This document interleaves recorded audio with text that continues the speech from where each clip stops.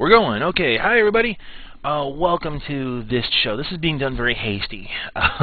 So I'm actually using the stuff I use for live streaming gaming to do this show. And I've got this on a webcam, so it looks awful. I'm using the old headset, and it's going to sound awful. But, hey, it's a show.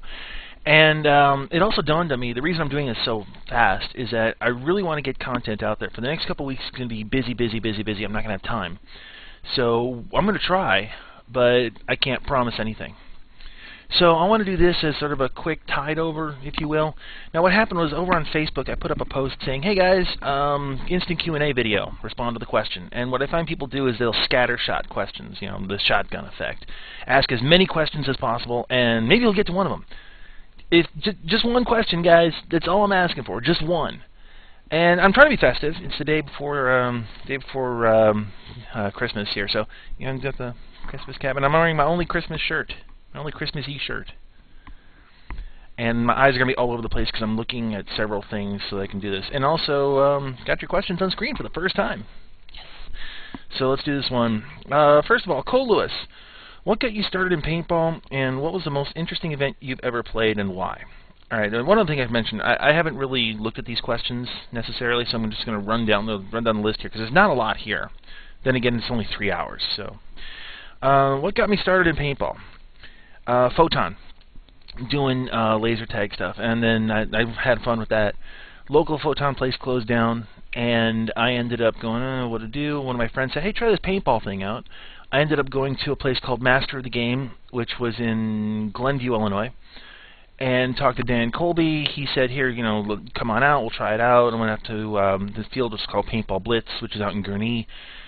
Both of them are gone. Dan is still here. Awesome. But that's what got me started way, way back in the day. And what's the most interesting event I've ever played and why? Most interesting. Living Legends 5 was interesting because I was filming it, and that was the first time I've ever filmed on that scale. And, wow, a lot of other things I could possibly add to that, because there's a lot of things that have been interesting. Some of the old Skyball events were interesting. IAO was interesting. Some of the old Sam's games were really interesting. The first time they brought a walking tank out there, and we're all like, what the hell is this? Whatever, you know. And, yeah, this is being done very raw, guys, so... You like it when other guys do it, so deal with it. One take wonder, yes. So let's go. Next question from Travis. If Santa played paintball, what kind of gun would he use? This is like if we're in the hat, right? Let's see here. Santa's old school because he rides a sleigh. I mean, when his options are, we're living in a jet age, and he's riding a sleigh pulled by 8 flying reindeer. So we're gonna have to go old school. It has to be reliable, because, you know, it only has to work once a year, but only has to be reliable. Spirit of Giving, so it has to be something with a decent rate of fire on it. I'm going to go Tippmann SMG. And also it's got the added bonus that because it draws liquid CO2, it actually blows snow out the barrel on colder days. So, yeah, old school, lots of firepower, and consistency. So, yeah, I would have to say he's an SMG kind of guy. You know, your opinion may vary, and I'm cool with that. Now, Patrick here, he's got 2 quotes. Best way to train for a scenario game such as Living Legends. Can't really train. At least I wouldn't think so. What you can do is you can kind of practice the type of game, I guess, where you're kind of going, okay, practice mission-based games, practice time-based or time-constraint kind of games. Also, just on an individual aspect, I would say that practice what you know you're not good at. Okay, I'm not that good at offhanded shooting, so I'm going to practice offhanded shooting. My weakness is long-range shooting. My weakness is this. And just fill in the gaps of what you're not good at. Because a scenario game, you can kind of have an idea of what's going to happen. You know the kind of scenarios you're going to do, what kind of missions you're going to do. But you can't really practice. You can't really train for it. You can just be prepared. That's just my opinion on that. So yeah, just fill in the gaps of what you're not good at. You know, and this is about being honest with yourself, because if you know, I'm not so great at stealth, you can fill that gap in. Let's see, next question from Patrick. The 4 to 5 markers you would like to have in your arsenal. This is kind of weird because what I've got right now, I'm happy with. I've got a Tippmann A5, perfectly happy with that. I've got two Airgun Designs guns. I've got 2 mags. I'm set for firepower with that. I've got the Stroker and I've got a Phantom. I'm done. I'm good. If I could do the 4 to 5, I'd probably say modern. I'd go to Tippmann, a TPX, just because the pistols look really cool and I want one. Have 2 of them and just shoot John Woo-tastic style. Yeah, sideways, of course, because it's a pistol. Yeah. I'd also probably say the Palmer Pursuit Shop Hurricane, the Woodstock semi-automatic. That'd be pretty awesome. Other than that, I'm set. I mean, I don't need an E-gun. I've got an E-mag, but it's 10 years old. It's fine. It still works, and it'll keep fire with everything. It'll keep pace with everything. So yeah. See, Jacob, what do you think the next big break will be for paintball? Any guesses on all those fans' part? When the sport says no, honestly.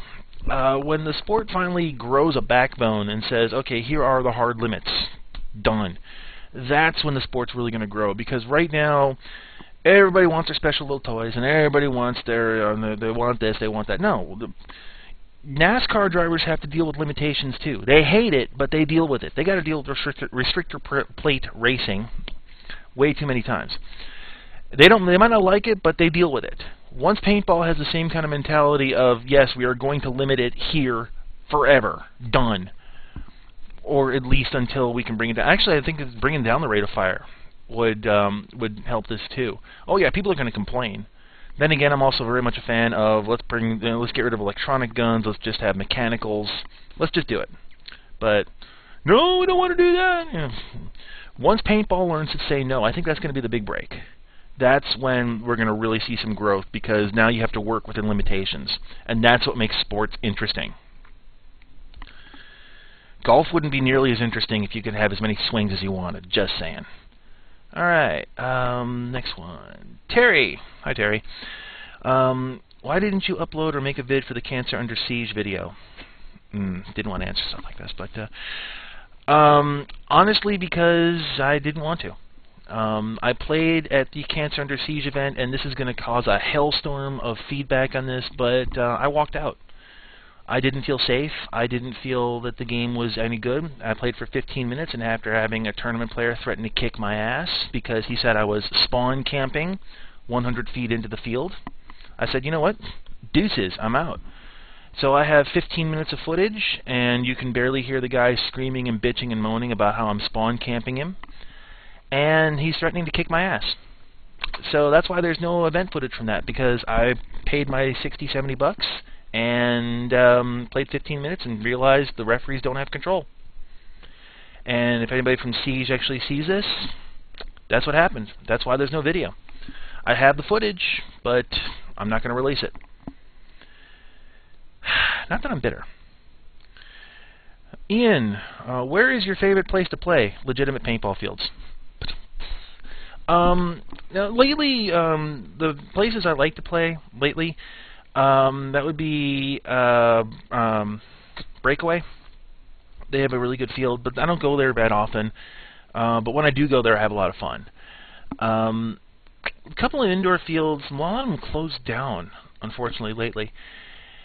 And so I've kind of lost a lot of the good places to play. There was a place just north of here, Stinger. That was fantastic. Best indoor field I've ever been to, ever. But they're gone now. Although if I had to choose anywhere to play that I've ever played at, there was a field in Florida. I don't even remember the name of it, but it was right near Orlando. It's an outdoor field, and I don't even remember the name of it, but it was a fun place to play, just because it was they let it grow over. Then again, the rose-colored glasses time on this, because I had a lot of fun there. Okay, so I'm not sure if I'm really answering the questions, but you know, there's a lot of places I like to play. really, there's a ton of places that have been fun to play. You know, as long as there's a good safety record, and as long as everybody's pretty cool, you know, it's my favorite place to play that day. This sounds really non-committal, but you know, Jamie, hey, fan from the beginning here. First Strike, are you a fan or nah? Explain. Honestly, First Strike is a non-issue to me. And I'm saying that because it really doesn't matter. Most of the places that I play, it's field paint only, and nobody stocks First Strike. On the rare occasion that they do, not many people are using it. Now, if people want to spend the extra money to buy it, okay, that's cool. And actually, there's one field by me that won't stock or won't let you play with First Strike because they say they are a paintball field, and the First Strike round is not a paintball. Argue all you want down there. The point of the matter is that they don't allow it. So, as far as I'm concerned, it's a non-issue, at least to me, because every field that I play at is field paint only, and they don't stock it. So, done. But hey, you know, if it works and it takes off, that's cool. But it's pretty much a non-issue. I always wondered. I shouldn't make fun of people's misspellings because I typo all the time. I type like a paintball player, speed, not accuracy. I always wondered what your favorite marker are and how many you got at the moment. Merry Christmas from Sweden. Oh, okay, cool. First Merry Christmas, yeah. So, my favorite marker and how many do I have at the moment? I think I've got just the 6. Because I also think I have a Viper downstairs, too. Down in the vault. But my favorite... Wow. The Piranha. The Piranha Long Barrel. Just because it's an old classic gun that still shoots. And actually, no, that makes it 7 that I have, now that I think about it, because I have the Piranha still. But... it's tons of fun. It's actually really fun to hand the Piranha to a kid, and then they look at the gun, they realize the stamp on it says like 1988, and they always handle it like it's fragile too. And I'm like, dude, just cock it like you mean it. Put some arm into that. Come on, show me what you got. And the first time they crack it, just their eyes just like get really wide, like I broke it. No, dude, that's how you're supposed to do it. It's a man's gun. Come on, put some muscle into it. That was a horrible, horrible action to make, and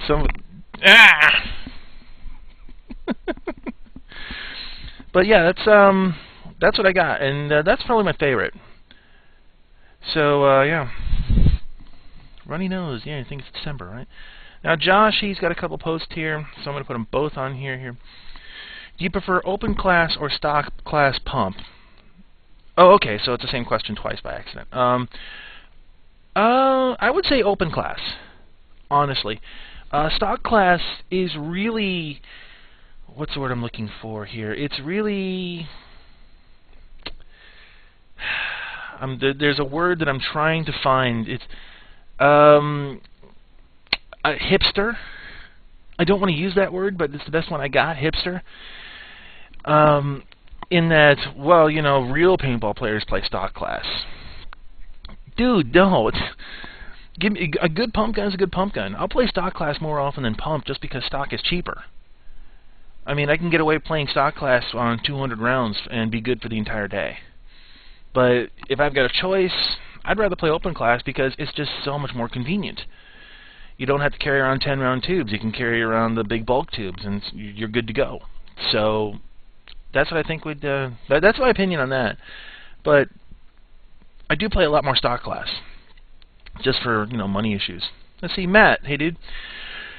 If you can only use one gun from your arsenal for the rest of your life, what would you choose and why? Ah, dude, you're killing me here.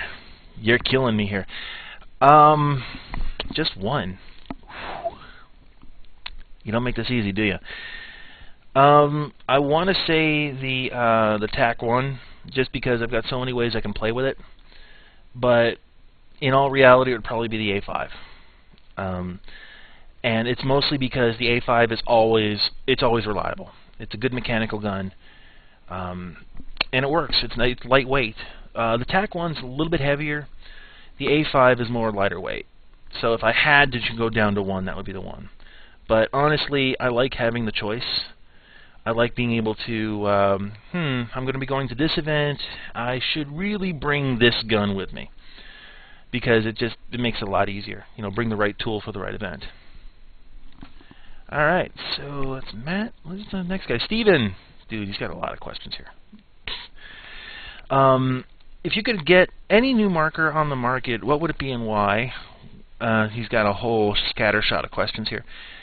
So let me add it one time. Any new marker that I would get would probably be the Tippmann TPX, the pistol. And I wanted one of these for a while, just so I could travel light and fast on the field, because I'm old and slow. You know, make it a little bit easier. Would I ever play games outside of the U.S.? Yes, I have, as a matter of fact.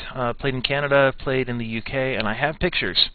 And if I was more industrious, I would put them on the screen here, but I'm not. So, but I have played out in the UK. Tons of fun. What paintball games do you plan on? I have no idea. I really don't know. A lot of times it's just a matter of, do I have the time off of work? Do I have the money? And can I make it? So I don't make any promises. So on that, let's see. Do you think I could beat you in a paintball game? Dude, yeah, totally. I'm not that great, you know. A lot of these guys are like, oh, I'm so awesome at paintball. No, dude, you win games, you lose games. That's part of the game. That's what happens. And if you win more than you lose, you know, bully, but bully on you. But that's not what I'm doing this for. And I'm going to shift up here, and I need to do this so I can. Oh, and Merry Christmas. Oh, cool. Thank you. Dude, let's see, from Tom. Are you a Red Dwarf fan? I'm just going to say smeg off and answer that question. And the second question to that, why don't you play Airsoft? Why? Why would I need to? And that's not being a jerk. I already play paintball. Why would I need to play Airsoft too? You know, if I wanted to play something Airsofty, I would go downtown Milwaukee and go play at the Tactical Laser Tag place, which I highly recommend, by the way. Trevor, what is the best place to eat after a game of paintball? Anywhere. Pretty much. Subway's good. I like Subway. McDonald's is good-ish. Taco Bell is good-ish. Anywhere that'll tolerate a bunch of muddy, grubby paintball players, that's good in my book. So I think that's going to do it here. Let me reload the page just on the off chance that, you know, somebody actually cares. And oh, hey, we got one more. Somebody actually responded while I was answering these. Let's see here. In War Stories, old school mind games, you said there was a trick to make any blowback semi sound like it's out of air. How do you do it? Oh, dude, I never got to that. Oh, I forgot. Okay, this gets a little weird, but you have to, first of all, you need a blowback semi that has the pin sticking out the side. So if this is the gun, it's got the cocking knob, that's got to be on the outside. The second thing you need is something rigid. Now, a lot of guys used to do it with the back of their hands, and I used to do it by using one of the hard batwing barrel plugs. But if you're playing out in the woods, you can probably use a stick. Now, the reason I'm suggesting this is because if you don't, you're going to bruise the hell out of your hand doing this, and you're probably guessing how it already works. So it kind of works like this. If you want to make your gun sound like it's out of air, you need to put your hand by the cocking knob, so that it is blocking, it's not going to catch on the sear. You turn the gun sideways so that it's not going to feed any paint, because if you have paint feeding into it, you're going to chop paint for days. It is just, it's a mess. You're going to put your hand or the object about halfway back so the bolt can come back a little bit, and you're going to basically block it with your hand or with whatever. And the cocking knob is going to bounce off of your hand, off of the stick, off of whatever. And what that's going to do is it's going to make it sound like it's out of CO2. So you're going to get that full auto sound. Now the second part of this is you got to sell it. It's one thing to do this. The other thing is to sell it completely, but not over the top. You know, don't yell, "Oh damn it, I'm out of CO2." Don't yell that. But you know, one good curse word, maybe, depending on the field, or just, you know, turning to your guys behind you and sounding like you're panicked. That's perfect. And I'm not going to do it here because I don't want to wake everybody else up. Well, it's not that late, but I don't want you get the idea. And then it's very important that you very quickly cock it back immediately and get ready to shoot. Because if you do it right, they're going to assume you're out of air, and they're going to try to rush you. And if they do that, say hello to my little friend, and you're good to go. Is this really good for the gun? Not really. It can cause some damage to the gun, but it's a really good way to do it. Now, the other thing you can do, and this doesn't work with the A5, but it works with a bunch of other guns like this, is when you tilt the gun sideways, if you just shoot a bunch of times, it creates a different sound signature. So it sounds like you're out of paint. So what you can do is you hold the gun upright, shoot a bunch of rounds, quickly turn it sideways, and then start shooting a couple so that you get that nice little pa pa pa louder sound. And it makes it sound like you're out of paint. They make the assumption. You quickly come back up and start shooting. I can't believe I forgot to do that. I'm getting old, I suppose. So we're going to call this one a Q&A at this point. So everybody who's on Facebook, thank you guys for asking those quick questions. Because I know that this is one of those things of, you know, I moved that over and I didn't do this. All the wonderful things you can do while you got live programming here. So I want to wish everybody a Merry Christmas, Happy New Year, Merry Kwanzaa, Happy Hanukkah, Merry Solstice. How many other holidays we celebrate this time of year? I've lost track. So get out there sometime next year and go play. And if you guys got any more questions, well, we'll try to do another Q&A. I'll do it kind of like this, because this has actually worked out pretty well. I like this. So if you guys like this format, let me know. Comment down below. I'll give you guys a little more warning next time before we do a Q&A. So, catch you guys later. Happy holidays, everybody. Good night.